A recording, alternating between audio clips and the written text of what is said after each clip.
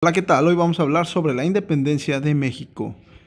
Y primero que nada vamos a ver los antecedentes de este movimiento que dio origen a una gran nación, lo que hoy conocemos como México. Es decir, ¿cuáles fueron las causas de esta búsqueda de independencia?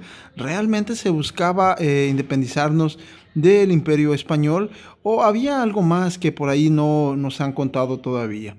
Bien, vamos a ver que dentro de la Nueva España había la interacción de al menos tres razas, como se conoce el día de hoy, y que esto dio origen al sistema de castas que vamos a mencionar más adelante. Pero vamos a enfocarnos en estas tres razas.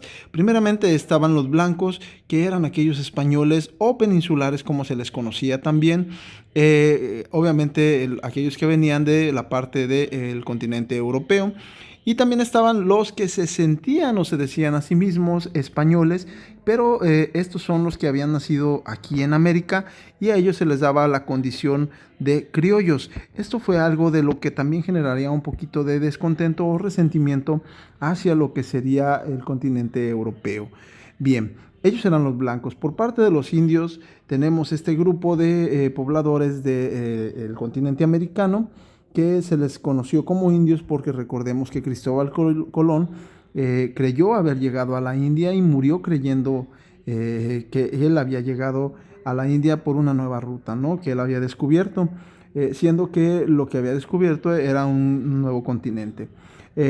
Otra de las razas que también tuvieron presencia en este continente fueron los negros, que fueron traídos como esclavos, fueron traídos desde el continente africano para trabajar, para hacer mano de obra, para levantar los cimientos de esta nueva nación, conocida como la Nueva España. Recordemos que todas las civilizaciones que había anteriormente pues fueron destruidas y en su lugar fueron puestos o construidos templos, centros culturales, jardines, etcétera, etcétera, etcétera. Bueno, para eso fue necesario tener mucha mano de obra y por eso también se trajeron esclavos desde África. Esta interacción entre las tres castas que hemos mencionado, entre las tres razas que hemos mencionado, perdón, dieron origen a un sistema de castas durante toda la colonia, que hasta donde se conoce llegaron a ser aproximadamente 16 castas distintas, o es lo que se tiene ahorita conocimiento. Y bueno, eh, tenían nombres muy raros, la verdad, van desde la casta del chino hasta la del saltapatrás, la de los mestizos, la de los mulatos, etcétera, etcétera.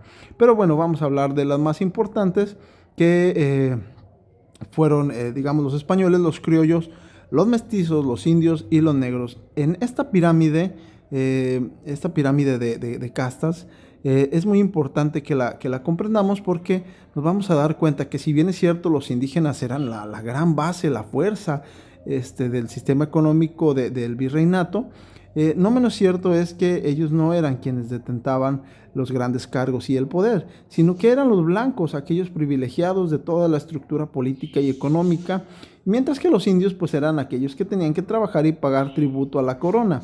Los esclavos únicamente vivían para trabajar, ellos no pagaban tributo porque como tal no percibían una remuneración.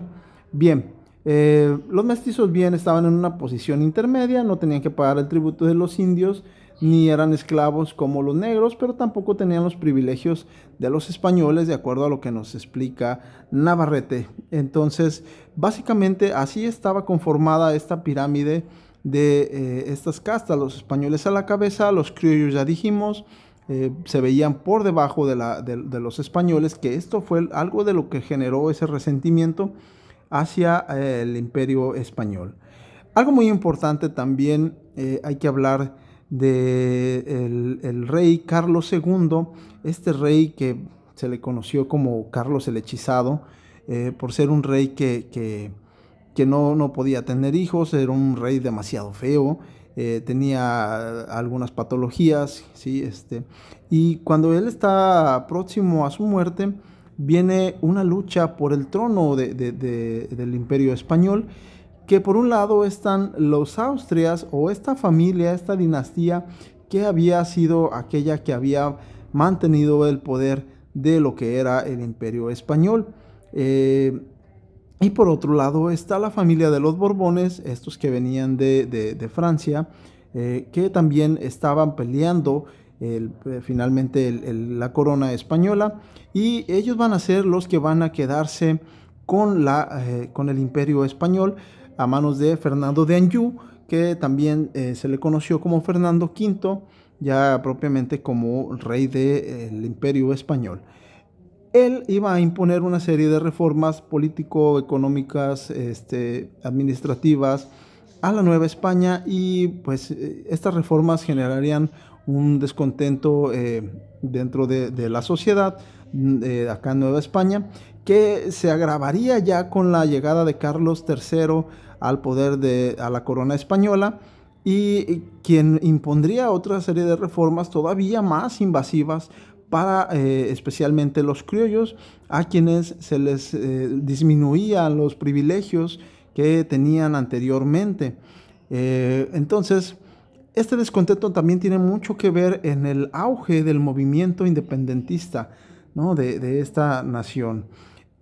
Por otra parte, también está algo muy importante, que es el antecedente próximo a la independencia, y que creo que es la causa real de este movimiento, que es la invasión de Napoleón a España. Recordemos que Napoleón estaba expandiéndose en toda Europa, y bueno, él decide atacar Portugal.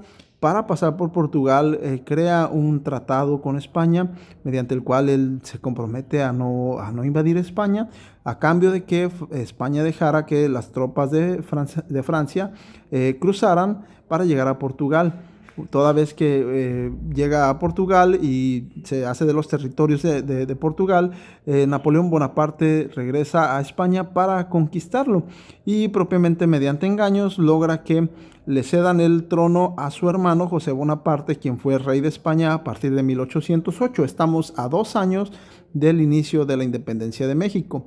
Él duró de 1808 a 1814, es decir, 4 años después de que haya iniciado la independencia de México. Él todavía estaba como emperador de este imperio español.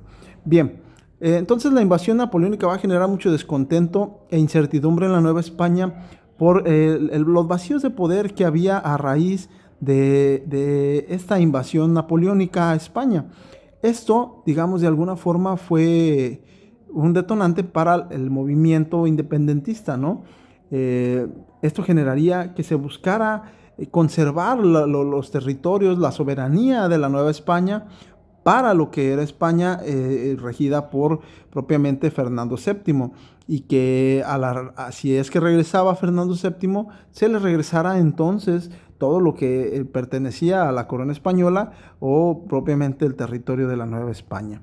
Sin embargo, bueno, se dice que en realidad esas son el verdadero objetivo de la conspiración de Querétaro a manos de aquellos caudillos que conocemos hoy en día, como Josefa Ortiz, Miguel Domínguez, Miguel Hidalgo y Costilla, Allende y Aldama, quienes se dice que se reunían para platicar, para conspirar, para generar este movimiento independentista, que ya dijimos, la razón posiblemente era nada más proteger lo que era la soberanía de la Nueva España, y guardarla en caso de que regresara el rey Fernando VII.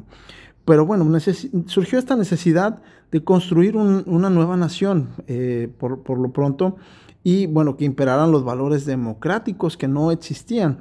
Sin embargo, bueno, esta conspiración va a ser descubierta, y ya propiamente el 14 de septiembre de 1810 vamos a ver que la conspiración es descubierta, y Josefa Ortiz de Domínguez y Miguel Domínguez son apresados. Pero bueno, Josefa Ortiz de Domínguez de alguna manera logra enviar un mensaje a Allende. Sin embargo, este mensaje llega primero a manos de Miguel Hidalgo, y es el 15 de septiembre cuando Miguel Hidalgo recibe este mensaje por la noche, y propiamente él actúa de manera inmediata, no postergando este movimiento que estaba pensado para el 1 de diciembre. Y entonces Miguel Hidalgo dice, ¿saben qué? Es hora de agarrar gachupines, y sale a dar el grito, o lo que conocemos como el grito de Dolores, en la madrugada del 16 de septiembre de 1810. Con esto se da el inicio de la independencia y un proceso que no sería muy corto. En realidad, este proceso de independencia se divide en 4 etapas que podemos decir. La primera es el inicio, que es de 1810 a 1811, con el grito de Dolores y la muerte de Miguel Hidalgo. La organización que está de 1811 a 1815, que es a partir de la muerte de Miguel Hidalgo, con el fusilamiento, hasta el fusilamiento de María Morelos y Pavón el 22 de diciembre de 1815. Luego tenemos la tercera etapa, que es la resistencia, que es de 1815 a 1821, cuando ya está propiamente iniciando la consumación, el periodo último de la Guerra de Independencia, que sería la cuarta fase o la cuarta etapa de este proceso, que es la promulgación del Plan de Iguala desde el 24 de febrero de 1821 hasta la entrada del ejército trigarante a la Ciudad de México. Este acto donde ya propiamente se dice gana la independencia de México, gana este movimiento independentista, que se da el 27 de septiembre de 1821. Y bueno, pues amigos, así es como termina este proceso de independencia. Espero yo que esta presentación les haya sido de mucho provecho para todos ustedes y para sus actividades que tengan que realizar. Muchísimas gracias.